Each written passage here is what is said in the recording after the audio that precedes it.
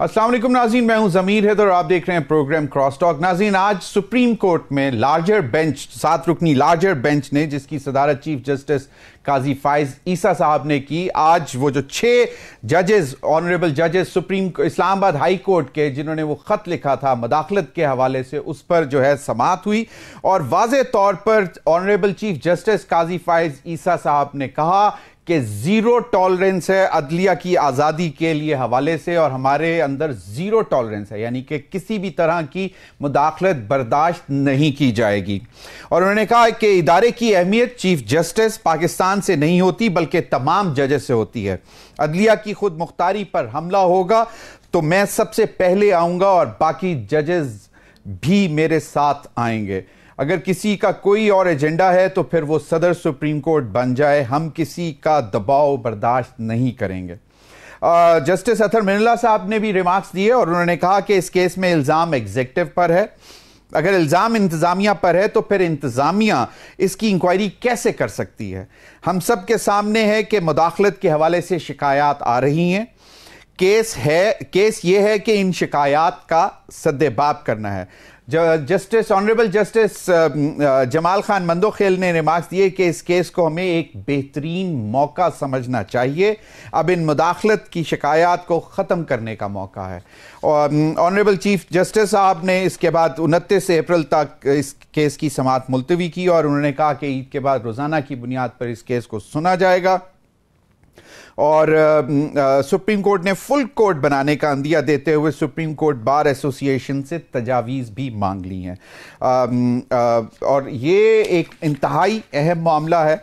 और इसके बाद आपको मालूम है, जैसे गुज़िश्ता रोज़ इस्लामाबाद हाई कोर्ट के 8 जजेस को एक ख़त मौसूल हुआ जिसमें उनको बाकायदा तौर पर धमकियां दी गईं और उसके अंदर एक पाउडर भी मौजूद था जिसको एंथ्रेक्स कहा जा रहा है, जो कि इंतहाई ख़तरनाक साबित हो सकता है कि इंसानी जान के लिए। वो कल मौसूल हुआ था और आज honourable chief justice of the supreme court समेत 5 जजेस को, सुप्रीम कोर्ट के जजेस को भी उसी तरह के खत मौसूल हुए और जिसके अंदर उसी तरह का पाउडर भी मौजूद था। और फिर लाहौर हाई कोर्ट के जजेस को भी धमकी आमेज खतूत मौसूल हो रहे हैं। ये एक बिल्कुल अजीब मामला इस वक्त सामने है, क्योंकि एक खत ऑनरेबल 6 जज जो हैं वो इस्लामाबाद हाई कोर्ट के, वो ख़त लिखते हैं honourable chief justice of the supreme court को और सुप्रीम जुडिशल काउंसिल को, और उनके सामने वो मामला रखते हैं कि मुदाखलत होती है। और उसके 5 दिन बाद इस किस्म के खतूत मौसूल होना शुरू हो जाते हैं अदलिया को, जिसमें ना सिर्फ धमकियां बल्कि ऐसा पाउडर भी है जो कि जान के लिए नुकसानदेह साबित हो सकता है। इस पर भी बात करेंगे। दूसरी जानिब एक ग्रैंड अलायंस भी बन गया है अपोजिशन का, और उसमें मुख्तलिफ पार्टीज़ जो हैं वो शामिल हो गई हैं जो अपोजिशन में बैठी हुई थी, और इसको महमूद खान अचकज़ई साहब लीड करेंगे। और उनका ख्याल है कि वो एक आध दिन में मौलाना फजल रहमान से भी मुलाकात करेंगे, क्योंकि वो भी ऑलरेडी हुकूमत के ख़िलाफ़ एहतजाज का ऐलान कर चुके हुए हैं अवामी असम्बली के नाम से। तो ये भी एक मामला है कि अब मुख्तलिफ जमातें इसमें शामिल हो गई हुई हैं, इस पर भी गौर करेंगे। इन्हीं तमाम मामलात पर बात करने के लिए मेरे साथ मौजूद हैं मज़हर अब्बास साहब, सीनियर जर्नलिस्ट, एनालिस्ट, कॉलमिस्ट। बहुत बहुत शुक्रिया मज़हर भाई आपके वक्त का।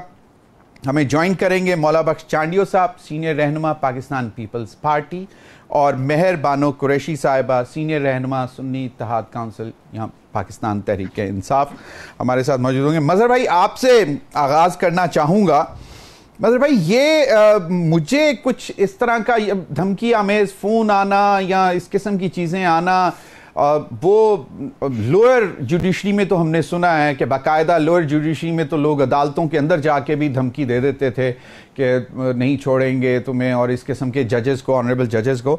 लेकिन अब ये आला अदलिया पे इस्लामाबाद हाई कोर्ट के जजेस के बाद अब सुप्रीम कोर्ट के जजेस और फिर लाहौर हाई कोर्ट के भी जजेस को अगर ये ख़त मौसूल हो रहे हैं, तो ये क्या दहशत गर्दी कंसिडर करनी चाहिए?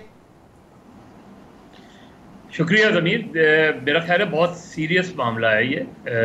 इसको बिल्कुल भी लाइटली नहीं लेना चाहिए। इसका मोटिव कुछ भी हो, لیکن اگر یہ اسٹیبلش ہوتا ہے کہ یہ کیمیکل جو ہیں یہ اینٹریکس ہیں، اور آپ کو پتہ ہے 9/11 کے بعد یہ تھا ایک تھریٹس ہوا کرتی تھیں، اس میں اگر میں غلط نہیں ہوں تو ایک آدھ کوئی کیجویلٹی بھی جو ہے کسی ملک میں ہوئی تھی، لیکن یہ بہت خطرناک چیز ہے اگر یہ وہی ہے. ابھی تو ہمیں نہیں پتہ کیا ہے یہ، لیکن اگر وہی چیز ہے تو یہ بہت خطرناک ہے. اگر آپ کو یاد ہو تو میڈیا کو بھی بھیجا گیا تھا، جنگ اخبار کا مجھے یاد ہے کہ جنگ اخبار میں بھی ایک مرتبہ یہ چیز آئی تھی، اس طرح کا اینولپ آیا تھا. لگتا یہ ہے کیونکہ اتنے سارے ججز کو خطوط بھیجنا، ہو سکتا ہے میں غلط ہوں لیکن مجھے یہ کوئی ایک ہی سورس آف جو ہے وہ نظر آتی ہے کہ کسی ایک گروپ نے یا جو بھی انڈیویجولز تھے انہوں نے جو ہے یہ پوری جو پلان تھا اس کا بظاہر موٹیو تو یہ نظر آتا ہے کہ ججز کو تھریٹ کیا جائے اور ان کو انڈر پریشر لانے کی کوشش کی جائے. بظاہر یہ لگتا ہے کیونکہ اگر کوئی پرٹیکولر کیس ہوتا، کسی کو آپ تھریٹ کر رہے ہوتے، کسی کو ٹارگٹ کوئی گروپ کرنا ہوتا تو وہ تو صرف اس کو بھیجتے. اب اسلام آباد کے اگر 6-8 ججز کو بھیجنا، سپریم کورٹ کے بشمول چیف جسٹس 3 ججز کو بھیجنا، اسی طرح لاہور ہائی کورٹ کے 3-4 ججز کو بھیجنا، تو یہ تو جوڈیشری کے لیے جوڈیشری کے لیے کیا آپ کی نیشنل سیکیورٹی پہ بڑا کوسچن مارک ہے کہ یہ کیسے ججز کو ڈیلیور ہو گئے، یہ کہاں سے انیشیٹ ہوئے تھے یہ ساری چیزیں، اور اس کو ایک منطقی انجام تک پہنچانا چاہیے. اور اس کا بہت حد تک یہ لنکڈ ہے، میرا خیال ہے وہ لنکڈ ہو سکتا ہے کہ یہ جو ایک دم ڈیولپمنٹ ہوئی ہے اور جو ہے آج پھر سپریم کورٹ نے اس کو معاملے کو ٹیک اپ کیا ہے 6 ججز کے لیٹر کو، یہ پوری جو چند دنوں کی کنٹروورسی ہے اس میں یہ چیزوں کا آنا ضرور انٹرلنکڈ ہے اس میں. اب یہ الٹیمیٹلی اس کا منطقی انجام کیا ہوتا ہے، لیکن اگر یہ انہرڈ گیا یا ان نوٹس گیا، نوٹس کا محض مطلب یہ نہیں ہوتا کہ پولیس کو بلا لیا اور پولیس نے اس کو کہیں نہ کہیں اس کو دیکھنا پڑے گا. اس میں پہلی چیز یہ کہ کسی ایک شخص نے ہی بھیجا ہے، ایک گروپ نے ہی بھیجا ہے، اور اگر گروپ ہے تو وہ کون سا گروپ ہے. پھر یہ کہ کہاں سے اس کی ظاہر ہے بظاہر لگتا ہے کسی ایک جگہ سے اس کو پوسٹ نہیں کیا گیا، مختلف جگہوں سے کیا گیا. تو یہ ساری چیزیں جو ہیں یہ میرا خیال ہے یہ آنی چاہیے، منظر عام پر بھی آنی چاہیے، اور جو لوگ ملوث ہیں ان کے خلاف سیریس. اور آئندہ کے لیے اس چیز میں میرا خیال ہے یہ بہت میجر سیکیورٹی لیپس بھی نظر آتا ہے. بالکل صحیح، سیکیورٹی لیپس بھی ہے، اور میرا خیال میں آئندہ کے لیے SOPs بننے چاہیے کہ اس قسم کی. مولا بخش چانڈیو صاحب، یہ بڑی ایک عجیب سی صورتحال سامنے ہے ہمارے کہ سمجھ میں آتی ہے کہ اگر کوئی آنریبل ججز کوئی دہشت گردوں کے کوئی کیس سن رہے ہوں تو ان کو کوئی دہشت گرد جو ہے اس قسم کے آپ جو ہے تھریٹس بھجوا سکتے ہیں دہشت گرد، اور ملک دشمن عناصر جو ہیں وہ آزاد عدلیہ پہ حملہ کرنا چاہیں گے کہ کوئی آئندہ بھی کوئی انڈیپینڈنٹلی کوئی سوچ نہ رکھے. تو یہ اس میں عجیب سی صورتحال ہے کہ کیا ملک دشمن عناصر ہو سکتے ہیں، دہشت گرد آرگنائزیشن اس کے پیچھے ہو سکتی ہے، یا پھر اس کو کس طرح، یہ تو ایک بہت بڑا معمہ بن چکا ہوا ہے کہ اس کو کیسے حل کیا جا سکتا ہے. کہ ایک تو معاملہ بہت اہم تھا جس کے اوپر آج پہلی سماعت ہوئی، آنریبل چیف جسٹس قاضی فائز عیسیٰ نے واضح طور پر کہہ دیا کہ 0 ٹالرنس ہے عدلیہ کی آزادی پر، عدلیہ کی خود مختاری پر، اور وہ فرنٹ لائن سے لیڈ کریں گے اس حوالے سے. لیکن اس طرح پھر آج چیف جسٹس سمیت 5 ججز کو باقاعدہ اسی طرح کے خط موصول ہونا، اور لاہور ہائی کورٹ کے ججز کو بھی، تو آپ کو نہیں لگتا کہ یہ سیکیورٹی لیپس تو انڈرسٹینڈیبل چیز ہے ہی ہے کہ ججز کی، آنریبل ججز کی سیکیورٹی کا ایشو ہے، لیکن یہ ایک سازش کس کے خلاف ہو سکتی ہے؟ ملک کے خلاف، آزاد عدلیہ کے خلاف، کس کے خلاف؟ میرے خیال میں یہ کوئی معمولی چیز نہیں ہے، یہ غیر معمولی چیز ہے. اس کے نوٹس لینے کی بات نہیں ہے، اس پہ ایکشن لینے کی بات ہے. صرف نوٹس لے کر سن کر چھوڑ دینے کی بات نہیں ہے، اس کے منطقی انجام تک پہنچنا چاہیے. اس میں کون لوگ ہیں، یہ بات درست ہے، اور میں اس کو صرف عدلیہ پہ وار نہیں سمجھتا. بڑے عرصے سے پاکستان کے تمام قومی سلامتی کے اداروں پر جو حملے کیے جا رہے ہیں، جس انداز سے غلط فہمیاں پیدا کی جا رہی ہیں، جس سے لوگوں کو متنفر کیا جا رہا ہے اپنے اداروں سے، اپنے ملک سے، اور اس حد تک کہ یہ کہہ دیں کہ اب ججز کے بھی غیر محفوظ ہیں. تو یہ حرکت جہاں ججز کو ڈرانے کی، ججز کو عدلیہ کو کمزور کرنے کی ہے، وہاں پورے پاکستان میں افراتفری پھیلانے کی ہے.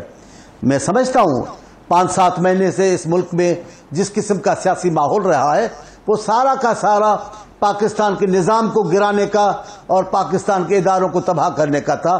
یہ بھی اسی کی سازش، اس کی کڑی ہے. میں کہتا ہوں اس کا نوٹس نہیں، اس پہ عملی ایکشن ہونا چاہیے.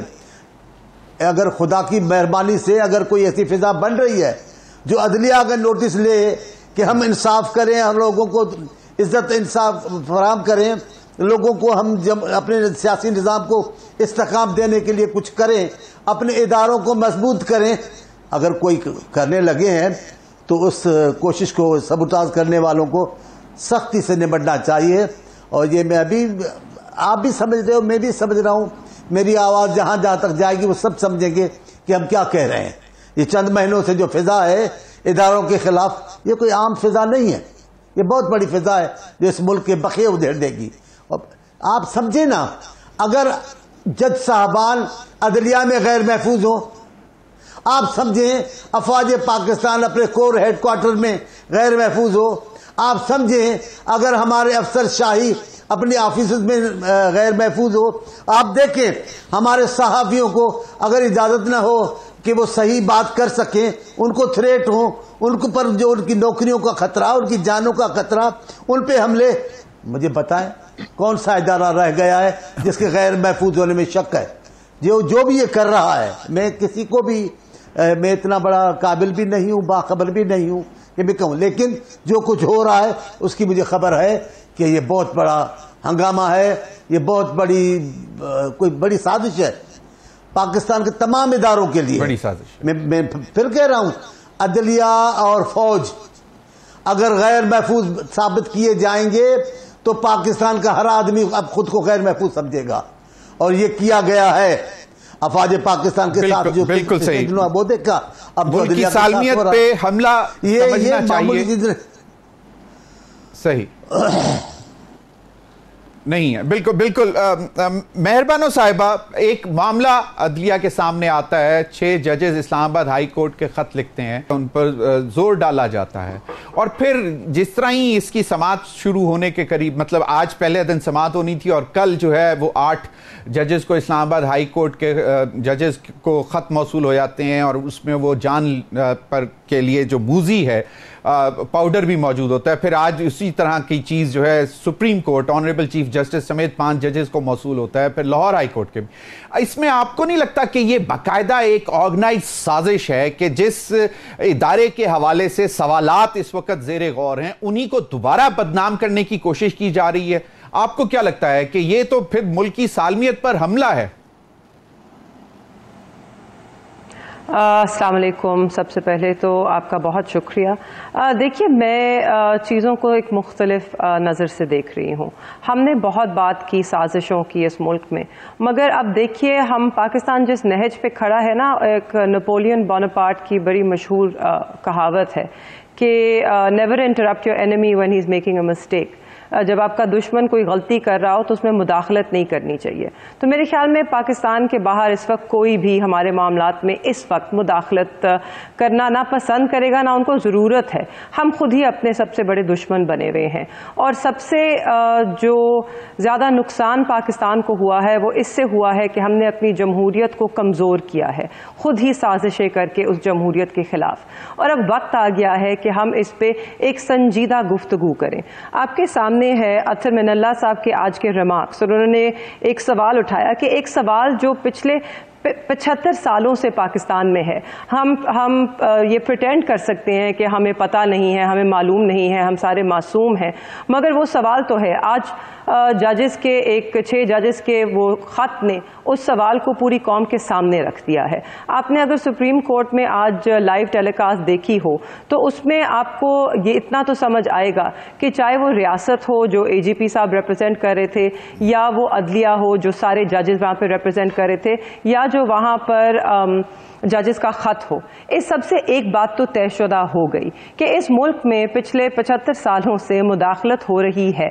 हम खुद कर रहे हैं, हमारे अपने इदारे कर रहे हैं। अब ये मैं नहीं कह रही, ये बात हम सब तस्लीम कर रहे हैं, ये सुप्रीम कोर्ट में गुफ्तगू हुई है। तो अब इससे आगे हमने कहाँ जाना है? और वहाँ पे अगेन आपके सामने है जस्टिस मंदुखेल की स्टेटमेंट। जस्टिस अफगान ने कहा भी ये बात की कि जी कोर्ट के जो ऑर्डर्स हैं वो वायलेट होते हैं एमपीओ का इस्तेमाल करके। बहुत से मुख्तलिफ केसेस का हवाला दिया गया। और इस सब के बाद जस्टिस मंदुखेल मेरे ख्याल में ये बात कही कि ये जो इंटरफेरेंस है ना, इट स्टॉप्स हियर। हमने अब यकीनी बनाना है कि इससे आगे मत जाए, क्योंकि पानी जो है वो सर से ऊपर तक चला गया है। और अब हम सबको संजीदगी से, खुले दिल से और एक शफाफियत के साथ इस मौजू को डील करना होगा। अगर हम सिर्फ इन बातों में लग गए कि कौन हमारे मुल्क के खिलाफ साजिश कर रहा है, कौन किसको तोड़ना चाहता है, कौन किसको बदनाम करना चाहता है, हमने खुद अपने आप को बखूब बदनाम किया है। चाहे वो सियासी जमातें हों, चाहे वो सियासतदान हों, चाहे वो इस मुल्क की रियासत हो, हम सब इसमें मुलव्विस हैं। मीडिया तक क्यों ना हो, हम सब इसमें मुलव्विस हैं।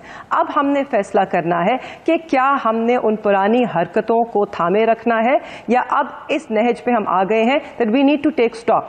हमने देखना है कि हमने आगे इसी तरह चलना है क्योंकि मुल्क इस तरह चल नहीं रहा, या हमने तब्दीली लेकर आनी है। इस मुल्क की 60% आबादी जो है वो नौजवान पे मुश्तमिल है और वो सब तंग आ चुके हैं। उन्होंने अपने वोट से भी ये बावर कराया है कि वो बदलाव चाहते हैं, वो एक मुस्तहकम पाकिस्तान देखना चाहते हैं, क्योंकि उनकी माल और दौलत सब कुछ, उनका मुस्तकबिल इस मुल्क से जुड़ा है, किसी और मुल्क में नहीं है।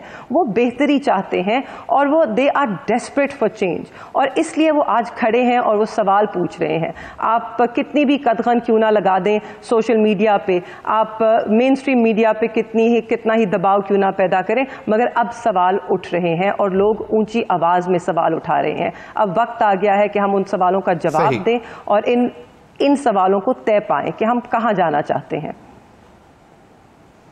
बिल्कुल। मजहर अब्बास साहब, अभी एक चीज जिस तरह अतहर मिल्ला साहब ने कहा कि अगर इल्जाम एग्जीक्यूटिव, अच्छा ब्रेक ले लूं, एक ब्रेक के बाद इस पर मजीद भी बात करेंगे और दूसरा कुछ सियासी मंजरनामे पे भी नजर डालेंगे कि तहरीक इंसाफ समेत जो भी अपोजिशन में हैं वो अब इकट्ठा होना शुरू हो गई हैं। कल एक बड़ा इजलास हुआ और उसके बाद उन्होंने ईद के बाद जो है बाकायदा तहरीक का भी ऐलान किया, उस पर भी बात करेंगे। नाज़रीन, वक्त को एक ब्रेक का, हमारे साथ रहिए।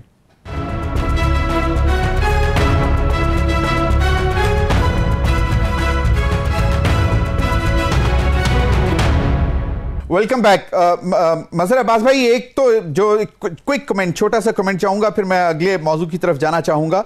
ऑनरेबल जस्टिस जमाल खान मंदोखेल साहब ने कहा कि ये एक बेहतरीन मौका समझना चाहिए इस केस को जो वो टेकअप किया है, एक कोर्स करेक्शन की तरफ तो बढ़ रहे हैं। जिस तरह मेहर बानो कुरैशी साहिबा ने भी कहा कि अब इट्स हाई टाइम कि हम अपनी सिमत जो है दुरुस्त कर लें।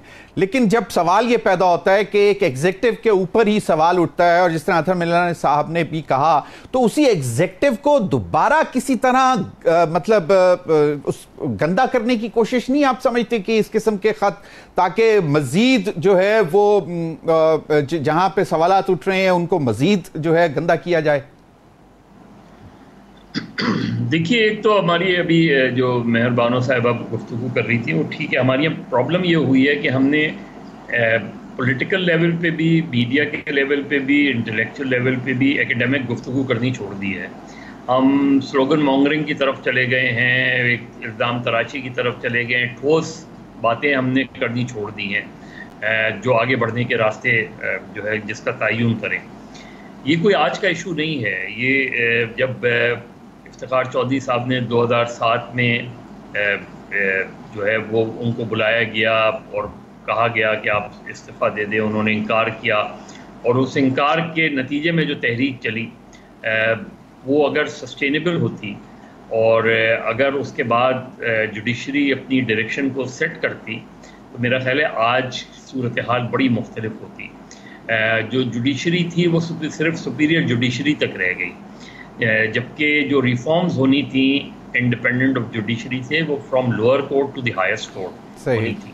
तो हम वो मीडिया ग्लैमराइजेशन का शिकार हो गई, जुडिशरी प्रोएक्टिव हो गई। और अब अगर आप देखें जो वकील हैं ان کے اندر بھی پولرائزیشن ہے، ججز میں پولرائزیشن نظر آتی ہے، سوسائٹی میں پولرائزیشن نظر آتی ہے، پولیٹکس میں پولرائزیشن نظر آتی ہے. اس پولرائزیشن کا نتیجہ یہ ہو رہا ہے کہ جو چیز مجھے سوٹ کرتی ہے وہی درست ہے، جو چیز مجھے سوٹ نہیں کرتی وہ غلط ہے. تو ہم نے اپنا سچ جو ہے وہ الگ الگ ہو گئے ہیں، اور ایسی گفتگو میں جو صحیح معنوں میں سچ ہے وہ کہیں کھو گیا ہے.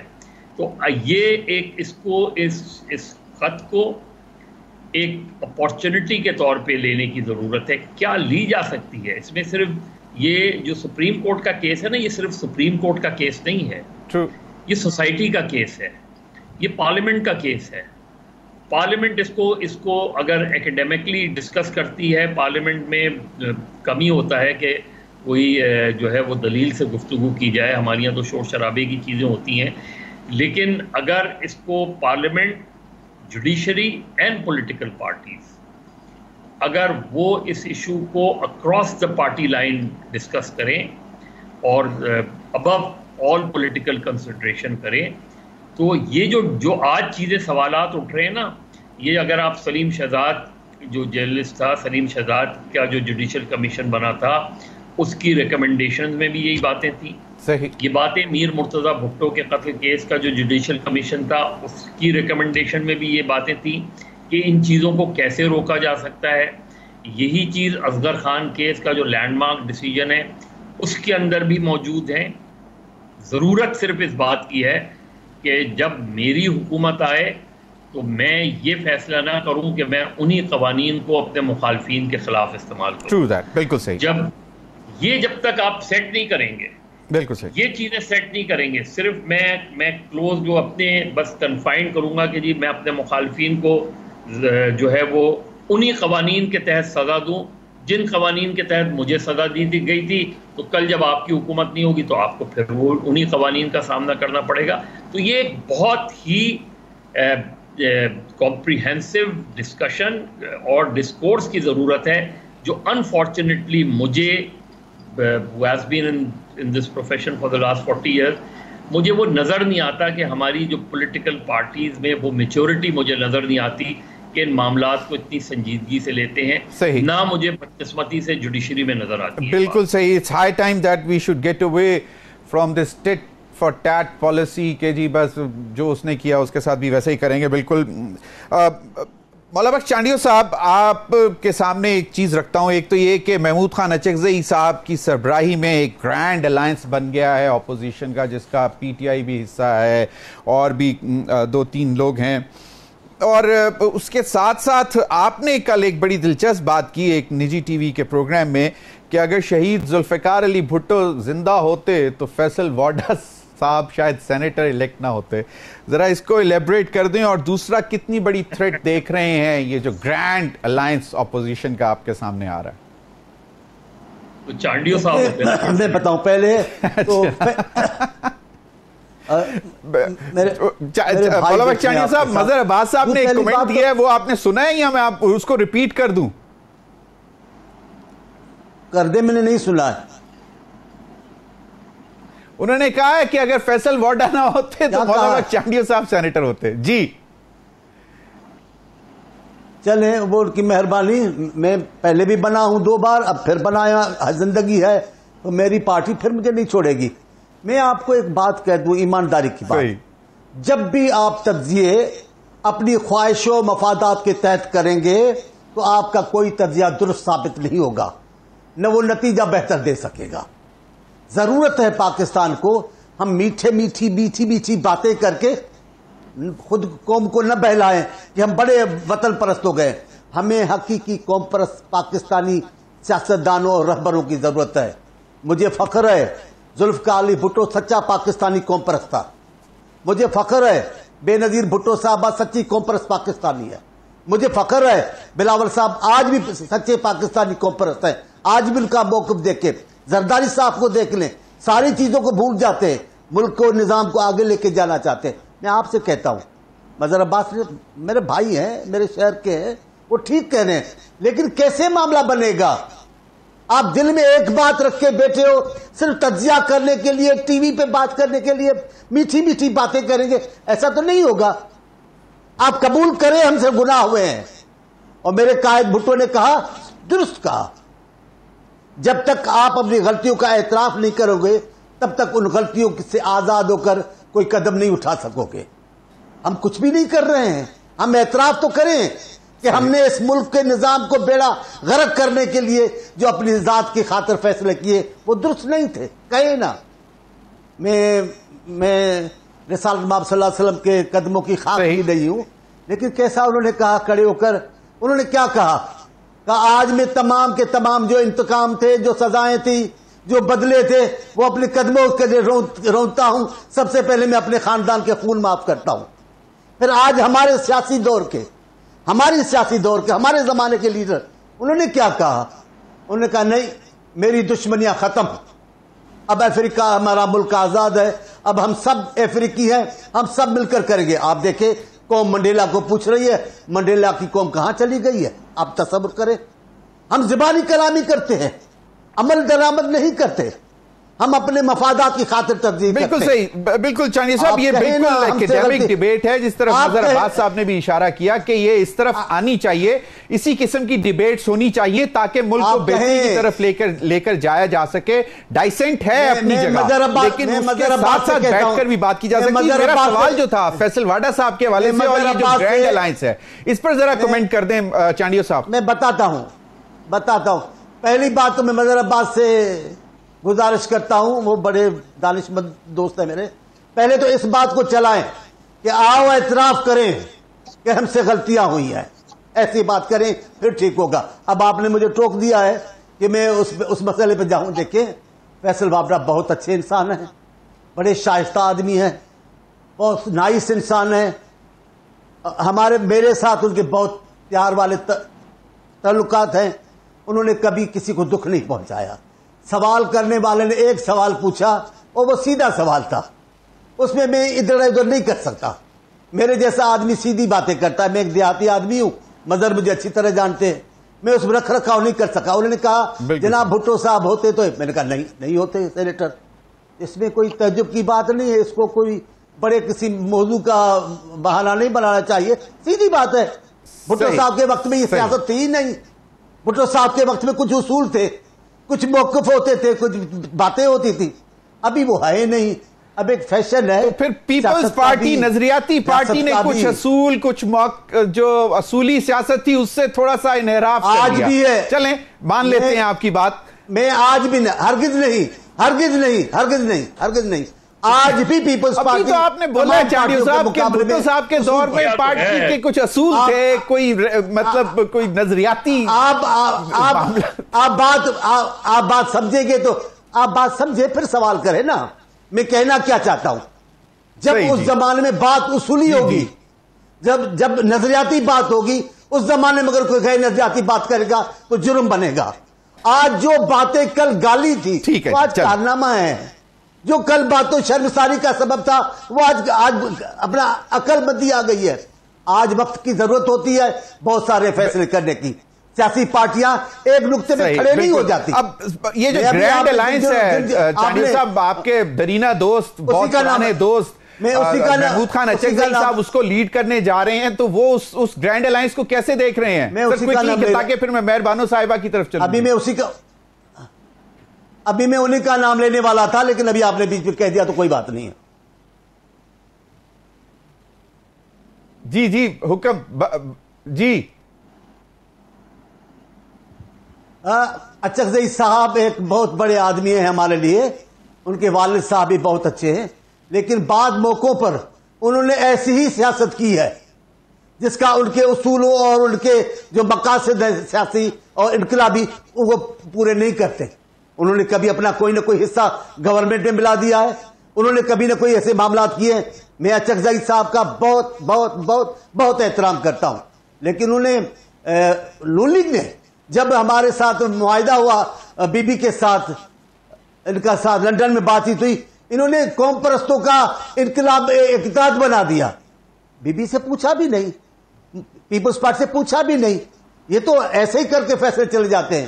ابھی اس لیے میں پھر بات کو چھوٹا کرتا ہوں، ابھی اس لیے میں کہتا ہوں ہم تمام پارٹیاں، ہم تمام قیادتیں ایمانداری کے ساتھ اپنی غلطیوں کا اعتراف کریں اور یہ وعدہ کریں ہم ان غلطیوں کو نہیں دہرائیں گے، ورنہ جو آئے گا اپنے مفاد میں باتیں کرے گا، موقع ملے گا پھر وہی کرے گا۔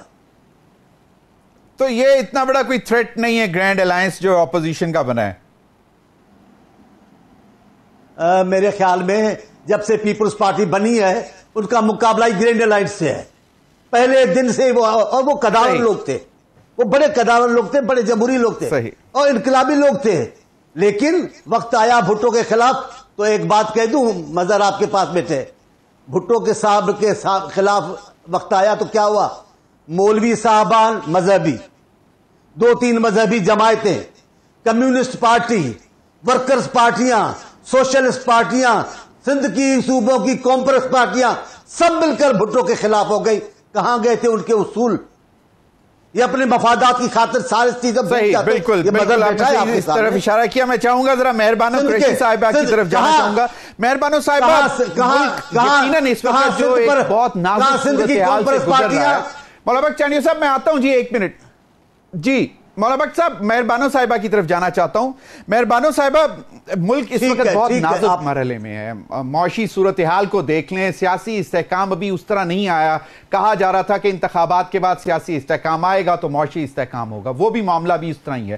پھر عدلیہ کے حوالے سے جو معاملات ہیں، پھر جس قسم کے مطلب دھمکی آمیز خطوط ہماری اعلیٰ عدلیہ کو موصول ہونا شروع ہو گئے، ان سب چیزوں کو سامنے رکھتے ہوئے اپوزیشن کو اس وقت پارلیمانی سیاست کرنی چاہیے نہ کہ سڑکوں پہ آنا چاہیے۔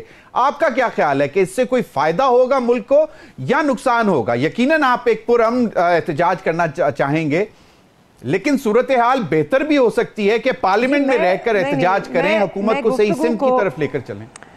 بالکل بالکل، الاؤ می پلیز، میں اس گفتگو کو واپس ذرا ایکڈیمک ڈیبیٹ کی طرف یا ایک بہتر ڈسکورس کی طرف لے کر جانا چاہتی ہوں، کیونکہ یہ بہت ضروری ہے۔ اسی طرح کا ڈسکورس ہوئے گا تو بات آگے نکلے گی۔ ہم واپس جو پارلیمان کی بات کر رہے ہیں تو آئیے پارلیمان کی بات کرتے ہیں۔ ہم نے اصولوں کی بات کی، مفادات کو سائڈ پر رکھنے کی بات کی، تو مجھے بتائیے آج کیا اصول ہے، آج کس کے مفادات ہیں؟ آج میری نظر میں اور پورے پاکستان کی نظر میں یہ جو الیکشن ہوا، یہ اس کو ہم دھاندلی نہیں کہتے کہ الیکشن آج ہمارے سامنے ہائی جیک ہوا ہے، آپ بھی جانتے ہیں، میں بھی جانتی ہوں۔ تو مولا بخش چانڈیو صاحب اصولوں کی بات کر رہے تھے، بالکل ٹھیک کہہ رہے تھے۔ بھٹو صاحب کی سیاست شاید اصولوں کی تھی، مگر آج زرداری صاحب کی سیاست پریگمیٹک ہے، وہ مفادات کی ہے، وہ پاور پالیٹکس کی ہے، اور پیپلز پارٹی جو اصولوں کی سیاست سے خود دور ہٹ چکی ہے، ساری جماعتیں دور ہٹ چکی ہیں۔ تو ہمیں واپس اصولوں کی بات کرنی ہوگی، اور آج اگر ہم نے اصولوں سے شروع کرنا ہے، ہم اگر سچائی کی بات کرتے ہیں، ریکنسیلیشن کی بات کرتے ہیں، تو ریکنسیلیشن سے پہلے اگر ہم منڈیلا صاحب کا ایگزامپل دیتے ہیں تو اس سے پہلے آتی ہے سچائی، پہلے سچائی آئے گی پھر ریکنسیلیشن ہوگی۔ تو آج اس سچ سے کیوں نہیں شروع کرتے ہیں کہ کیا یہ پارلیمان جس میں آپ ہمیں کہہ رہے ہیں کہ اسی پارلیمان میں بیٹھ کے ہم سب فیصلے کریں، اس پارلیمان کی وقت کیا ہے؟ یہ فارم 47 پہ بیٹھی ہے، 17 سیٹوں پہ مشتمل حکومت آپ کے سامنے ہے، ان کے پاس عوام کا مینڈیٹ نہیں ہے۔ یہ میں صرف نہیں کہہ رہی ہوں، ہم نے آپ کے سامنے فارم 45 رکھے ہیں، بڑا متنازع الیکشن رہا ہے، پولنگ ڈے بہت ہی شفاف تھا، بہت ہی ایک اچھا دن تھا، مگر فیفن کی رپورٹ بھی کہتی ہے وہ شفافیت آرو کے دفاتر میں قربان ہوئی۔ اس بات کو ہم سب تسلیم کرتے ہیں۔ پاکستان میں بندہ بندہ آپ سڑکوں پہ جائیں، آپ لوگوں سے پوچھیں کہ کیا ان کا ووٹ انہیں پارلیمان میں ریفلیکٹ ہوتا ہوا نظر آ رہا ہے، آپ کو بندہ بندہ بتائے گا کہ نہیں، جہاں انہوں نے ووٹ دیا وہ ووٹ مسترد ہوا، اس ووٹ کی ردی کی ٹوکری کی اس کو پھینک دیا گیا۔ تو ہم کس طرح آگے بڑھیں گے اگر ہم جب ہمارے مفادات سوٹ کیے جاتے ہیں یا جب ہمارے مفاد پورے ہوتے ہیں تب ہم اصولوں کو سائڈ پر رکھ دیتے ہیں؟ ہم اگر پارلیمان کی بات کرتے ہیں اور ہم کہتے ہیں کہ اس پارلیمان سے ہم بہتری چاہتے ہیں یا اس پارلیمان میں ڈیبیٹ اچھی نہیں ہے، تو کیوں نہیں ہے؟ سب نقطہ واپس ایک ہی بنیادی نقطے پہ جاتا ہے، مداخلت مداخلت مداخلت۔ الیکشنز میں بھی مداخلت، سیاست میں بھی مداخلت، عدلیہ میں بھی مداخلت، فیصلوں میں مداخلت۔ نہ عوام کا فیصلہ عوام کے سامنے آتا ہے، نہ عدلیہ کا جو قانونی فیصلہ ہے وہ سامنے آنے دیا جاتا ہے۔ مداخلت جب ختم ہوگی تو ڈسکورس بھی بہتر ہوگا۔ آپ ان لوگوں کو سامنے نہیں لائیں گے جو کمپرومائزڈ ہیں، آپ ان لوگوں کو سامنے آنے دیں گے جو کہ اصولوں پہ کھڑے کھڑے ہوں گے کیونکہ آپ ان کو توڑنا مڑوڑنا نہیں چاہتے. تو جب تک ہم یہ فیصلہ نہیں کرتے کہ اب مداخلت کا وقت ختم ہو گیا ہے اور اس میں ہر ادارے کی ساکھ ہے, ہر ادارے کی بہتری ہے, کیونکہ اس میں پاکستان کی بہتری ہے, پاکستان کی مضبوطی اسی میں ہوگی کہ مداخلت ختم ہو اس ملک سے. ہماری سیاست بھی مچور کرے گی, اس میں پختگی آئے گی, ہماری پارلیمان میں بھی بہتر لوگ آئیں گے. کمپرومائز بکے ہوئے جھکے ہوئے لوگ نہیں آئیں گے. تو صحیح مہربانو صاحبہ, تو پھر آپ اس چیز کو کیسے جسٹیفائی کریں گی کہ آپ لوگ کیا اس وقت مفادات کی سیاست نہیں کر رہے؟ اگر آپ فارم 45 کی بیس پر جیت کر پارلیمنٹ میں حلف اٹھا کر بیٹھ جاتے ہیں, اس کے باوجود اگر آپ حکومت کو نہیں چلنے دیتے یا اگر اس کو صحیح سمت کی طرف راہ نہیں دکھاتے جو ایک اپوزیشن کا کردار ہونا چاہیے, تو پھر کیا وہ مفادات نہیں ہوں گے؟ ناٹ ایٹ آل سر. اگر ہم فارم 45 کی بیسس پر حلف اٹھا کر آئیں تو یہ حکومت میں ہی نہیں ہوں گے, کیونکہ 17 سیٹوں پہ تو حکومتیں نہیں بنا کرتی ہیں. حکومتیں تو بنتی ہیں جب آپ کے پاس مینڈیٹ ہوتا ہے عوام کا, آپ کے پاس بھاری مینڈیٹ ہوتا ہے, آپ کے پاس میجورٹی ہوتی ہے پارلیمان میں. تو ایسا تو نہیں ہوگا اگر فارم 45 کے بنا پر ریزلٹس جاری کیے جائیں تو یہ تو 17 سیٹوں پہ آ جائیں گے.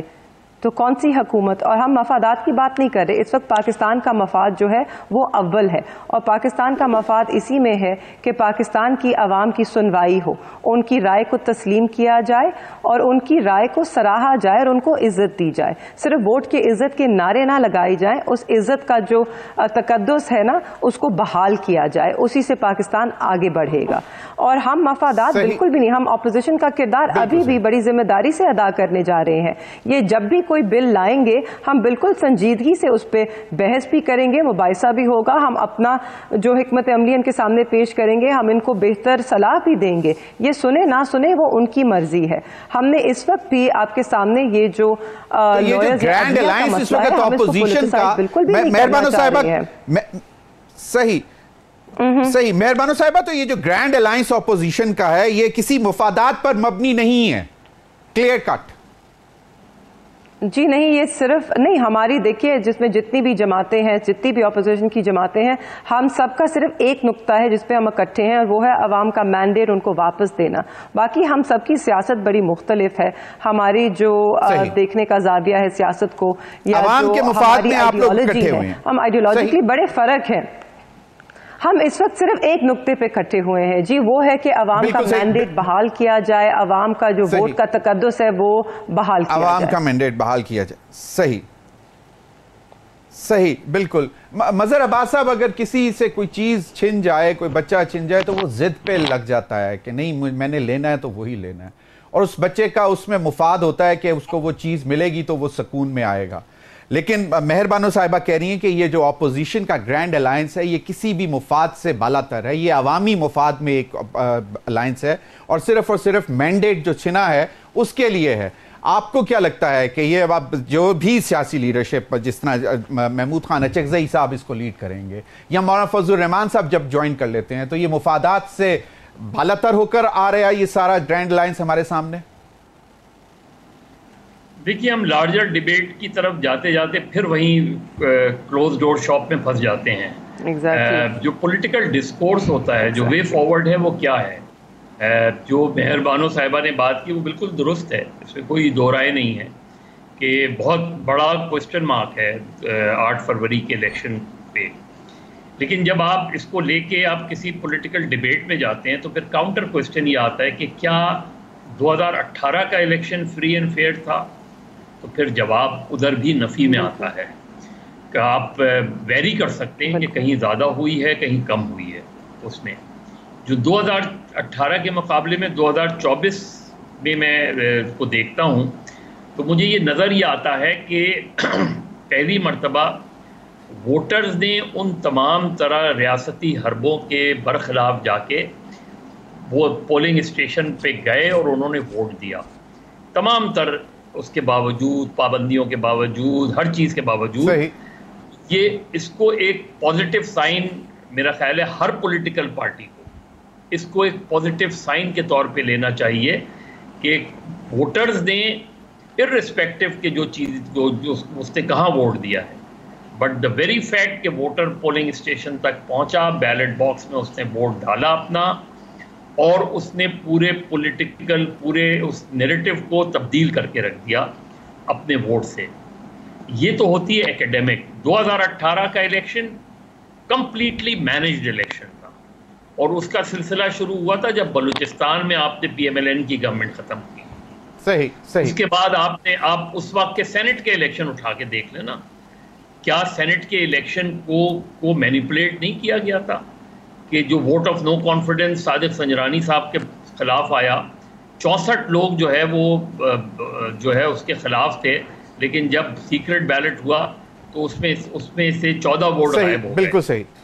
یہ ساری چیزیں دیکھیے, پولیٹکس کا پرنسپل یہ ہوتا ہے agree to disagree. But Mazhar Abbas بھائی, I agree what you have said کہ بالکل صحیح ہے. اگر ہم تھوڑا سا پیچھے دیکھیں مڑ کر تو یہ ساری چیزیں بالکل صحیح ہے, لیکن اب آگے کی طرف اگر نظر دوڑائیں تو آگے کی طرف دیکھیے 2 چیزیں ہیں ضمیر, اور جو ہے مولا بخش چانڈیو صاحب بھی ادھر ہیں, مہر بانو بھی ادھر ہیں.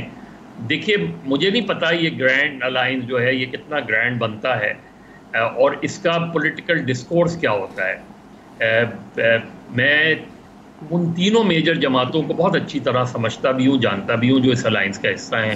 یعنی JUI کو بھی بہت اچھی طریقے سے دیکھا ہے, پختونخوا ملی عوامی پارٹی کو بھی, اور تحریک انصاف کو بھی. اس میں صرف یہ دیکھنا چاہوں گا کہ یہ PNA بنتی ہے یا MRD بنتی ہے. میں یہ دیکھنا چاہوں گا کہ ان کے پولیٹیکل, کیونکہ اگر آپ جو ہے کوئی بھی پولیٹکس کا اسٹوڈنٹ MRD کی تحریکوں کے درمیان ہونے والے ریزولوشنز کا جائزہ لے تو اسے اندازہ ہوگا کہ ان ریزولوشنز پر خود MRD کی پارٹیوں نے, اور پیپلز پارٹی برسر اقتدار آئی 2-3 مرتبہ اس کے بعد, اس نے MRD کے اصولوں سے انحراف کیا. میرا خیال یہ ہے کہ صرف مینڈیٹ تک نہیں رہنا چاہیے اس الائنس کو. اگر اس نے بننا ہے بڑا الائنس, اسے مینڈیٹ تک نہیں, اسے آگے پولیٹیکل ڈسکورس تک جانا چاہیے. پولیٹیکل ڈسکورس تک جانا چاہیے. پتہ ہونا چاہیے کہ آپ کا آگے کا لا عمل کیا ہے. صرف اسی حد تک ہے کہ الیکشن کا مینڈیٹ ہو جائے, الیکشن اگر آپ جیت بھی جائیں تو آپ کیا کریں گے. کیا آپ کے اندر اتنی کریج ہے الائنس میں, اتنی وہ ہے کہ وہاں ان ساری چیزوں کی طرف وہ, تو ابھی دیکھنا ہے. الائنس ہونا اچھی بات ہوتی ہے, کوئی بری بات نہیں ہوتی. صرف دیکھنا یہ ہوتا ہے کہ وہ الائنس کس ڈائریکشن میں جاتا ہے. میں ذرا تھوڑا سا ریورس آرڈر میں چلوں گا. کوئک کمنٹ 30 سیکنڈز مہربانو. یہ کیا پولیٹیکل ڈسکورس کی طرف جائے گا یا ابھی تک صرف مینڈیٹ کے لیے؟ Quickly please. جی بالکل, میں مظہر صاحب کی باتوں سے بالکل سہمت ہوں اور میں ان سے اگری کرتی ہوں. اس الائنس کو نہیں, ہماری سیاست کو جو ہے ایک ڈسکورس کی طرف جانا پڑے گا تاکہ اس ملک میں بہتری آئے, اور وہ ڈسکورس یہی ہونا چاہیے, نہ صرف کہ مینڈیٹ کی بحالی, مگر اس کے بعد ہم نے اپنی سیاست کا کیا طرز عمل رکھنا ہے, ہم نے کس طرح اس ملک میں سیاست کرنی ہے, ہم نے کیا حقیقی طور پہ ووٹ کو عزت دینی ہے, ووٹر کو اپنی سیاست کا محور بنانا ہے کہ نہیں, یا ہم پھر اسی یہ جو ایک وشس سرکل ہے, جو دائرہ ہے جو ختم ہونے کو نہیں ہے, اسی میں واپس پھر جائیں گے اور اقتدار کا نکلا جا سکتا ہے. بالکل صحیح, بالکل صحیح. مولا بخش چانڈیو صاحب, صحیح پلیز, میرے پاس وقت کم ہے. مولا بخش چانڈیو صاحب 30 سیکنڈ. سر آپ کو یہ پولیٹیکل ڈسکورس کی طرف ہوتا جاتا نظر آ رہا ہے؟ وہ اس کے بعد پہلے میں نے کہا نا, جب اپنے ذاتی مقاصد رکھ کے تبصرہ کرو گے تو تبصرہ نہیں چلے گا. ابھی میری بہن نے بات کی اور آغاز کیا آصف صاحب سے کہ آصف صاحب اصولی سیاستدان ہے. آصف صاحب حقیقی کمپرس پاکستانی سیاستدان ہے جو ہر پاکستان کے بحران میں ایک فارمولہ دے کر بحران کو ٹالتے ہیں. صدر صاحب جب بنے تو آپ دیکھیں انہوں نے مدت بھی پوری کی اور نواز شریف صاحب کو لے کر خود وزیر اعظم ہاؤس میں آئے. ہم کمپرس پاکستانی بن کر سیاست کرتے ہیں. سیاست ہر سال ایک جیسی نہیں رہتی, حالات تبدیل ہوتے ہیں, فیصلے بھی تبدیل ہوتے ہیں, لیکن ہم نے پاکستان کے وقار کے خلاف بات نہیں کی. زرداری صاحب کو آپ مثال بنا کے بیٹھ جاتے ہیں اور مقابلہ کریں گے خان صاحب کے ساتھ. آپ بتائیں خان صاحب کے ساتھ میں گورنر ہاؤس کی دیواریں گرائیں, بتائیں اتنے سالوں میں کس گورنر ہاؤس کی دیواریں؟ نہیں, کوئی مقابلہ نہیں کیا کسی نے. مولا بخش چانڈیو صاحب, میرا سوال یہ ہے کہ اب ایسی بات میں اپنی بہن کو کہہ رہا ہوں, مولا بخش چانڈیو صاحب تو آپ کو یہ جو سیاست بات کریں, سیدھی بات کریں. زرداری صاحب نے ہر بحران میں پاکستان حضرات کا کیا. Thank you. صحیح. بالکل بالکل صحیح جی، بہت بہت شکریہ آپ تینوں حضرات کا. ناظرین وقت ہوا ایک بریک کا، بریک کے بعد حاضر ہوں گے تو ہمارے ساتھ ہوں گے یاسین آزاد صاحب، ماہر قانون ہیں، جو اس وقت ڈیولپمنٹس ہو رہی ہیں، جو آج سماعت ہوئی، پہلی سماعت تھی وہ جو 6 ججز کے خط کے حوالے سے، اس پر بھی بات کریں گے. Stay with us.